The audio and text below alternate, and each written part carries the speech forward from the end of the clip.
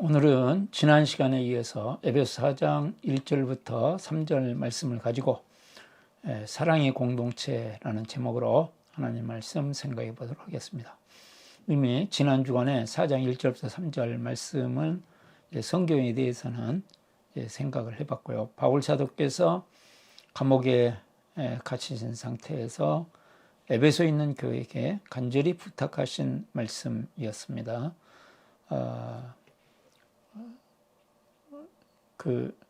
이제 1절 보시면, 그러므로 주 안에서 갇힌 내가 너희를 권하니 너희가 부르심을 받은 일에 합당하게 행하여. 그래서 하나님께서 부르신 부름에 합당하게 살아라. 그러면서 그것이 서로 사랑이다. 그래서 그 서로 사랑의 요소를 2절에 모든 겸손과 온유로 하고 오래 참음으로 사랑 가운데 서로 용납하고, 그 다음에 3절에 평안에 매이는 줄로 성령이 하나 되게 하신 것을 힘써 지키라. 그래서 이제 이렇게 했을 때 서로 사랑이 되고 사랑의 공동체가 된다 하는 말씀을 살펴봤는데, 오늘은 이제 지난 시간에 이어서 그러면 이 서로 사랑의 각자의 요소들을 조금 더 구체적으로 살펴보도록 하겠습니다. 당연히 주제는 지난주와 마찬가지로 소명은 서로 사랑이다. 하나님께서 우리를 부르신 것은 무엇이냐 하면 하나님의 나라를 이루도록 부르십니다. 모든 부르심은 다 똑같습니다. 하나님의 나라를 위해서 부르셨고 하나님 나라의 복음으로 부르셨습니다.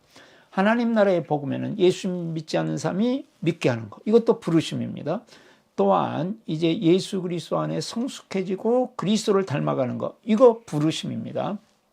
또한 사랑의 공동체를 만들도록 하는 것, 하나님의 부르심입니다. 또한 하나님의 부르심은 세상에 가서 복음을 전파하라고 하는 것, 하나님의 부르심입니다. 또 영원한 천국, 영원한 영광으로 우리를 부르십니다. 다 부르심입니다. 그래서 이것을 한마디로 하면 하나님 나라의 복음으로의 부르심, 그 안에 이 5가지 요소가 있는 것이죠. 그 요소 중에서 오늘은 특별히 하나님의 부르심에 대해서 말씀하시면서 이제 사랑의 공동체를 이루도록 부르신다. 그 사랑의 공동체를 이루게 되어서는 서로 사랑해야 된다 하는 말씀이 되겠습니다. 자, 사랑의 공동체를 이루도록 우리를 부르셨다.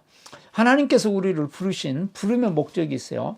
근데 그 부름의 목적을 우리가 상실해 버리면 실제적으로 우리는 이제 엉뚱한 신앙생활을 한다고 그러면서도 하나님과는 거의 관계없는 종교 활동을 하면서 신앙생활을 하는 것으로 착각하게 됩니다.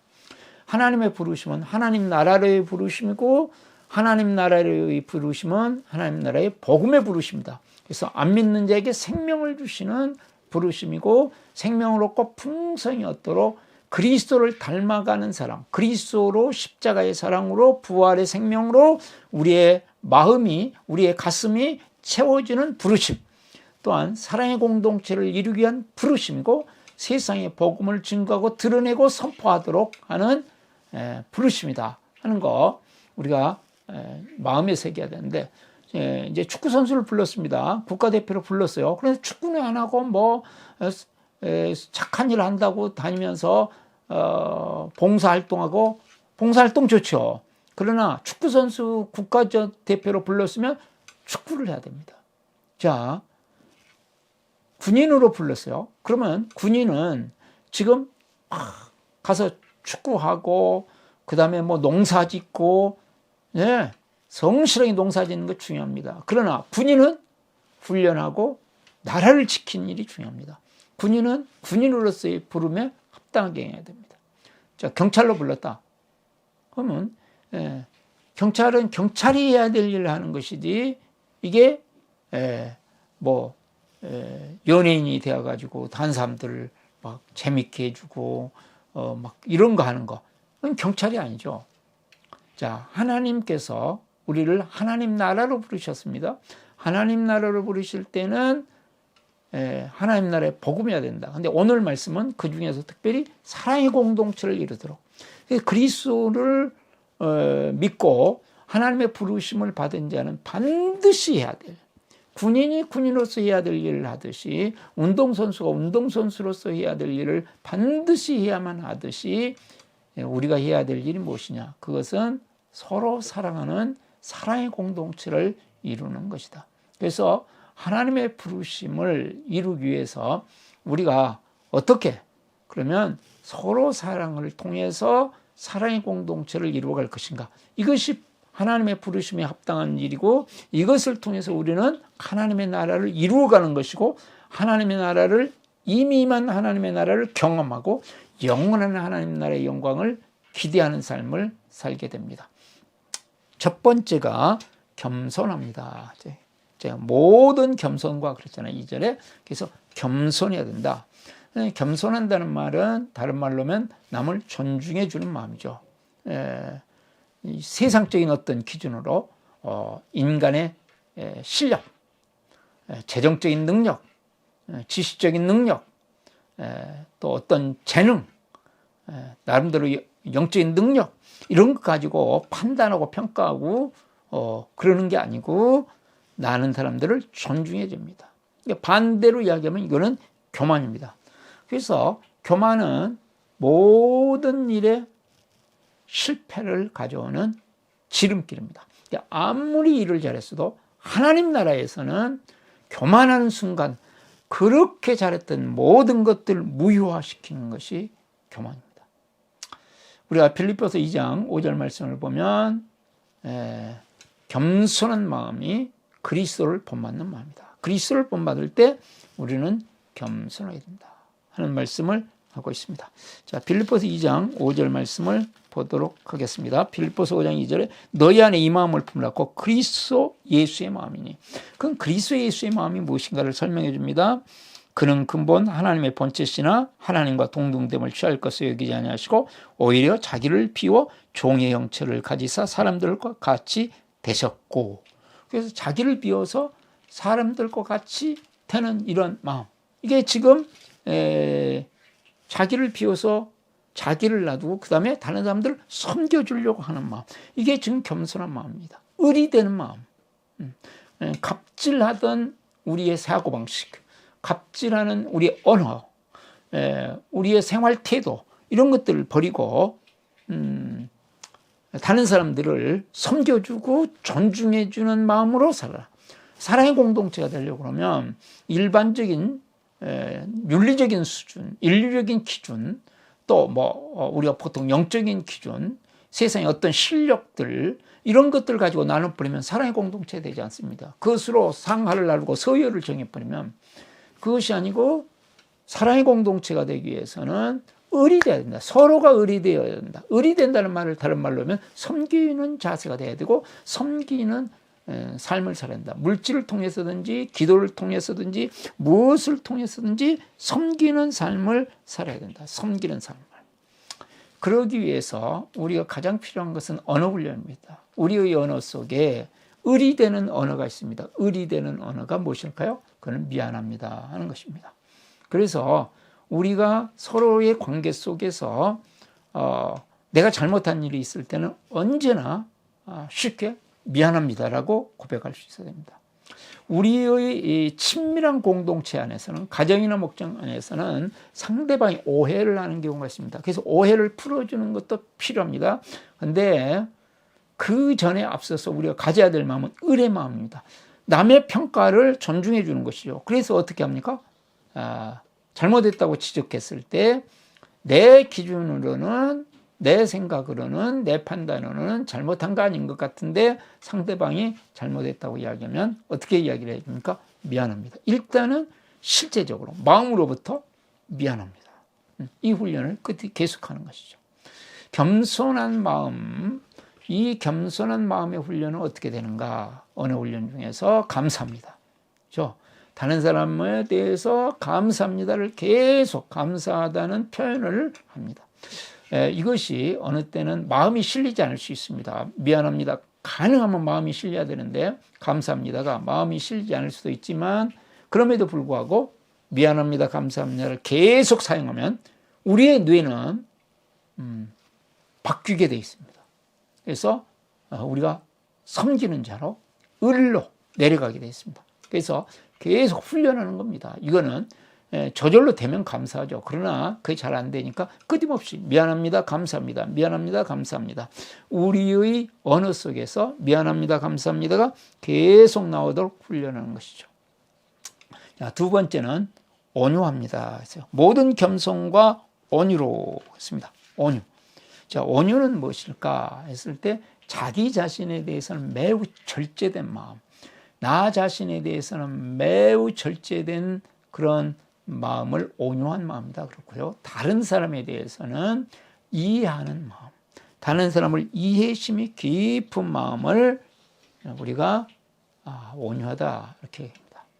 그래서 자, 다른 사람들에 대해서 우리가 이해심 깊은 마음이 되고 나에 대해서는 철저한 마음이 되기 위해서 우리에게 필요한 것이 있습니다.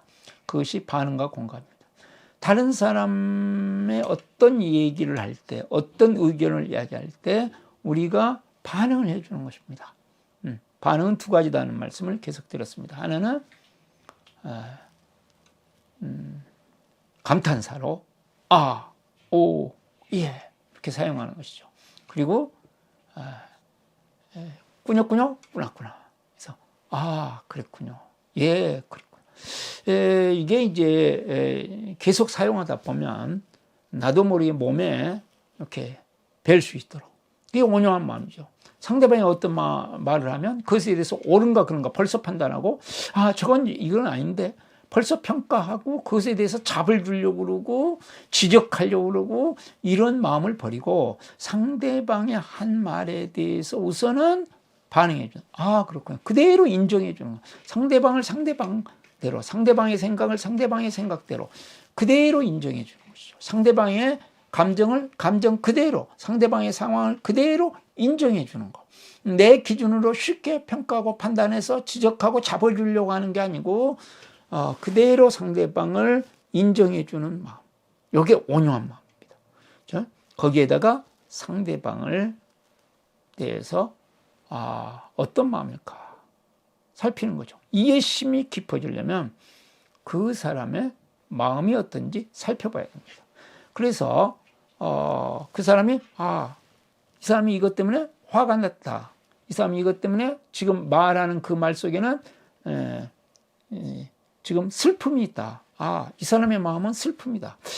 이것에는 기쁨이 있겠다. 기쁜 마음. 그래서 그 사람의 감정이 어떤 상태일까? 이 말 속에 지금 하고 있는 말 속에 어떤 감정 속에서 그 말을 하고 있는지 살펴보고 그 말을 존중해지면서 그것을 이해합니다. 그 감정이 옳다 그 말이 아니고 같이 그 마음을 함께 해주는 것입니다. 자, 하나님 우리 예수님께서 지금 자기를 비워 종의 형체를 가지고 낮아지시면서 겸손해지셨잖아요. 그래가지고 온유한 자가 되셨습니다. 온유한 자로 이 땅에 사셨습니다. 그럴 때 지금 이 땅에 있는 사람들과 똑같은 위치로 내려오셨습니다. 자, 그 마음, 겸손한 마음을 통해서 그 다음에 우리가 표현되는 것이 온유함으로, 그것이 이해 깊은 마음으로 겸손해져서 낮은 자리로 그 사람의 위치에 가서 그 사람이 그럴 수밖에 없는 마음이 어떤 마음인지 그 마음을 느끼고 내가 공감해 주는 것이죠. 그래서 반응과 공감의 훈련, 그 사람의 마음을 내가 느껴보는 훈련, 그 사람의 마음을 추론해보는 거, 생각해보고 그 사람의 감정을 존중해주고 그 사람의 감정을 같이 느끼는 그런 반응과 공감의 훈련을 할 때 우리가 사랑의 공동체를 이룰 수 있고 그 일을 위해서 하나님께서 우리를 부르셨다는 것이죠. 그러니까 우리가 하나님의 부르신 그런 모든 걸 포기하고 막 선교사를 가고 그것도 하나의 부르심입니다. 그러나 그는 부르심의 너무 작은 부분에 불과하죠. 우리는 내 삶의 현장에서 교회 안에서 사랑의 공동체를 이루고 그 다음에 가정 안에서 사랑의 공동체를, 교회는 반드시 소그룹으로 해서 소수 예수 사랑 공동체를 이루고 그 다음에 가정은 가정 안에서 가족끼리 사랑의 공동체를 이루고 그러기 위해서는 우리가 반응하고 공감할 수 있어야 한다. 세 번째는 오래 참습니다. 오래 참음으로 그렇게 했죠. 그래서 오래 참는 거예요. 자, 오래 참는 거 우리가 전부 다 잘 아시지만 이것은 견디는 것입니다. 우리 이제 고린도전서 13장에 사랑에 대해서 말씀을 하잖아요. 그러면서 이제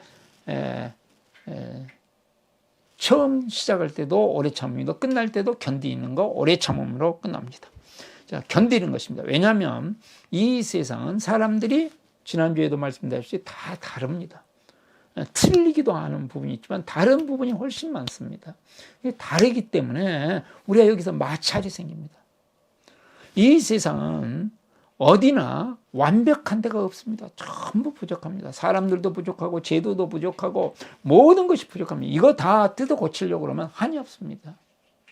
그래서 우리가 이 밖에 나가서 한번 1km만 걸어도 수많은 모순된 일들 우리는 우리 눈앞에서 보거든요. 이거 다 우리가 바로 지금 길거리에 보도블록 좀 잘못되어 있는 거 그거 뭐 바로잡겠다고 막 그러고 인생을 다 보낼 수도 없잖아요. 모든 것들을 완벽하게 해놓으려고 그러면요 할 수도 없고 완벽주의에 빠지는 것은 매우 우리가 경계해야 될 일 중에 하나입니다. 그렇기 때문에 우리가 필요한 게 있어요. 그런 가운데 우리가 살아가려면 이 세상을 사는 동안 우리에게 있는 것인데 그것은 견디는 것이다. 모순되고 부족한 부분이 이제 감당하기로 우리가 결단을 해야 합니다. 우리가 사람에 대해서도 서로 완벽하면 얼마나 좋겠어요. 그러나 교회 안에서도 그렇고 가정 안에서도 그렇고 같이 가까이 있는 사람끼리는 절대로 완벽하게 호흡이 균형과 조화가 맞춰질 수가 없습니다. 그것을 우리는 목표하고 달려가지만 만들어질 수가 없습니다. 그래서 어떻게 해요? 견뎌야 됩니다. 목장 안에서도 서로 견디는 것이고 교회 안에서도 서로 견디는 것이고 자 가족 안에서 서로 견딤이 있어요. 그러기로 결단해요.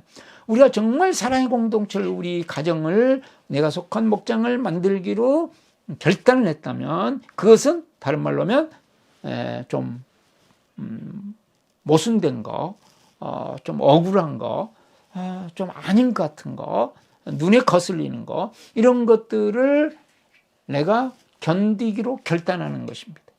그러니까 하나님께서 나를 사랑의 공동체를 이루도록 부르셨다면 그리고 사랑의 공동체를 이룰 때 하나님의 나라가 임하며 하나님의 계획이 이루어진다고 확실히 믿는다면 그리고 그것이 앞으로 영원한 하나님 나라의 영광을 이루는 길이라고 정말 믿는다면 우리는 견딤이라고 하는 이 대가를 반드시 지불해야 된다 그 말이죠. 근데 또 중요한 것입니다. 그러면 오래 참기만 하면 되느냐? 오래 참기만 하면 이제 나의 한계를 넘어가 버리는 수가 있습니다. 내가 사람인지라 우리가 견뎌야 될 한계가 있거든요. 이걸 지금 이제 넘어가 버린다. 그렇게 해서 계속되면 어떤 일이 발생해요? 과부하가 걸리죠. 과부하가 계속 걸리게 되면 결국은 두 가지 현상이 나타납니다. 하나는 내가 병듭니다. 그러니까 주님 뜻대로 산다 해놓고 결국은 내가 병들고 말고 그 다음에 관계가 아예 깨어집니다. 사랑의 공동체가 되지 않습니다. 그래서 오래 참음과 함께 반드시 같이 겸해서 해야 될 일인데 그것이 무엇이냐 하면 자기 표현 훈련입니다. 자기를 표현하는 훈련입니다. 오래 참고 견디기로 결단하고 그 다음에 이제 자기 표현하는 훈련이에요. 자기 표현을 할 때 내 생각과 내 감정을 상대방에게 표현하는 거거든요. 그냥 참고만 있는 것이 아니고 그 표현을 하면서 참아야 됩니다. 그러면 그 참는다는 게 무엇인가에 진정한 의미를 아는 거죠. 자, 자기 표현할 때 어떻게 해야 되느냐? 거칠거나 상대방에게 위압적인 자세로 가르치기는 자세로 자기를 표현하면 안 됩니다. 겸손하고 부드럽게. 지금 겸손과 온유 앞에 나왔죠?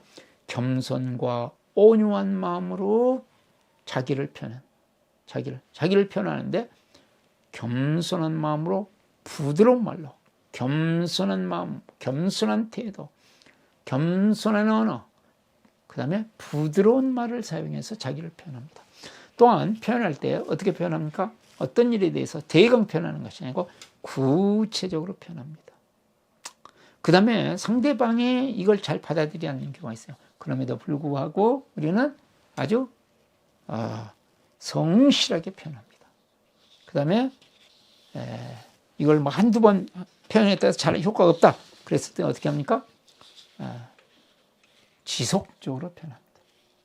요 네 가지를 생각하면서 자기 표현을 주로 관계 속에서 문제는 끊임없이 발생하거든요. 근데 발생하는 이 문제를 해결하지 못하는 것은 오래 참지 못하는 것이고, 하나는 자기 표현을 안 하는 것이고, 두 가지입니다.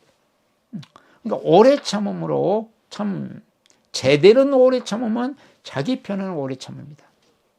자기 표현을 할 때는 어떻게 오래 참음의 원리 안에서 해야 된다. 그래서 겸손하고 부드럽게 몇 번 말해가지고 금방 되는 게 아닙니다.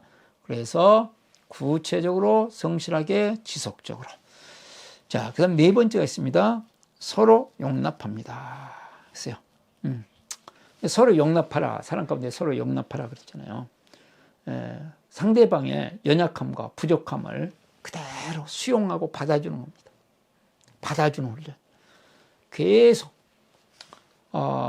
쉽지는 않습니다. 그렇지만 내가 평가하고 정죄하고 그런 마음에서 벗어나서 그대로 상대방을 인정해주고 받아들이는 마음. 그러기 위해서는 우리가 끊임없이 해야 되는 것이 있는데, 그것이 뭐냐면 칭찬하는 훈련입니다. 끊임없이 상대방을 칭찬하다 보면 상대방을 수용할 수 있습니다. 받아들일 수 있습니다. 그러려면 상대방을 칭찬해야 된다. 그러면서 우리가 용납하면서 해야 될 두 가지, 연약함과 부족함에 대해서 우리는 상대방을 중보기도로 섬겨주고, 그 다음에 하나는 섬겨주는 겁니다. 연약한 부분을 내가 섬겨서 그 부분을 내가 감당해 주는 것이죠. 그럴 때 서로 사랑하는 공동체가 이루어진다 하는 것입니다. 다섯 번째, 성령님과 친밀해집니다. 자, 지금까지 우리는 겸손, 온유, 오래 참음, 그다음에 서로 용납, 다 이렇게 그냥 인간적인 이야기를 했죠. 일반적인 데서도 다 관계 속에서 나올 수 있는 이야기인데요. 그러나 그것은 절대로 안 됩니다. 그것만으로는. 성령께서 역사하셔야 되고, 성령께서 마음을 부어주셔야 됩니다. 성령으로 가능합니다. 그래서 3절에 뭐라고 하냐면, 평안에 매는 줄로 성령이 하나 되신 것을 힘써 지키라. 결국 사랑의 공동체가 되기 위해서는 성령님하고 내가 친밀해져야 되고, 성령님의 인도하심을 받아야 되고, 성령님이 내게 마음을 주셔야 되고, 성령님의 능력으로 함께 해주셔야 된다는 거죠. 그러니까 우리가 해낼 데는 한계가 있습니다. 그쪽 방향을 정하고 계속 훈련하고 나가야 됩니다. 그러면서 결국은 하나님께서 은혜를 주셔야 되고, 성령님께서 임재하셔서 함께 해주셔야 그런 가정이 되고, 그런 교회가 되고, 그런 목장이 될 수 있다. 그래서 성령님과 친밀해지도록 위해서 우리가 기도합니다. 그 기도를 여러 가지를 개발하는데, 그것이 뭐예요? 오신기도입니다. 나는 죽었습니다. 제가 주인이 아니고 예수님이 제 주인이십니다. 예수님은 십자가에서 죽으시고 부활하셨습니다. 부활하신 예수님을 가슴으로 만나서 따라가며 간증합니다. 사랑하는 가족과 함께 사랑하는 가족과 함께 영원한 승리를 노래합니다. 네, 이렇게 끊임없이 오신 기도를 하고, 그 다음에 말씀을 가지고 기도하고, 기도하는데 그냥 기도 제목만 가지고 기도하면 성령님과 친밀해지는데 한계가 있습니다. 그래서 우리는 말씀 기도하고, 또 가슴 기도도 하고, 사랑을 고백하는 기도도 하고, 또 계속 그냥 살아가면서 주님 어떻게 할까요? 주님, 감사합니다. 계속 주님을 부르고 주님을 생각하는 두 채널의 훈련. 또 이것을 나만 하지 않고 다른 사람들과 함께 할 수 있도록 말씀 중보 기도의 삶도 만들어 놓고 그렇잖아요. 그러니까 함께 기도하기도 하고. 그래서 내가 성령님하고 친밀한 관계가 돼야 됩니다. 친밀한 관계. 끊임없이 내 개인적으로도 그렇고 함께 훈련하면서 어떻게든지 성령님과 친밀해질 때 우리를 통해서 하나님의 사랑이 흘러가서 결국은 사랑의 능력으로 사랑의 공동체가 이루어진다. 하나님께서 우리를 사랑의 공동체를 이룸으로써 사랑의 공동체를 통해서 하나님의 나라를 이루도록 부르셨습니다. 이 서로 사랑의 관계는 어떻게 만들 수 있는가? 겸손과 온유와 오래 참음과 서로 용납함과 성령과 친밀해지는 것입니다. 한 주간 동안도 우리 관계가 뭐 잘됐다 안 됐다 막 그러겠지만 끝임없이 훈련으로 서로 사랑하는 아름다운 가정 공동체 또 교회 목장이 될 수 있기를 바랍니다. 기도하겠습니다. 살아계시고 은혜 많으신 하나님 아버지, 정말 하나님께서는 우리를 사랑의 공동체로 부르셨는데 서로 사랑하는 사랑의 공동체를 아름답게 이루시고 또 우리를 통해서 사랑의 공동체를 하나님의 나라가 이루어진다는 확신을 가지고 계속 훈련하며 나갈 때 성령님께서 임재하시고 함께 하시는 놀라운 은혜를 경험케 하여 주시옵소서. 우리 구주 예수 그리스도의 이름으로 기도드리옵나이다. 아멘.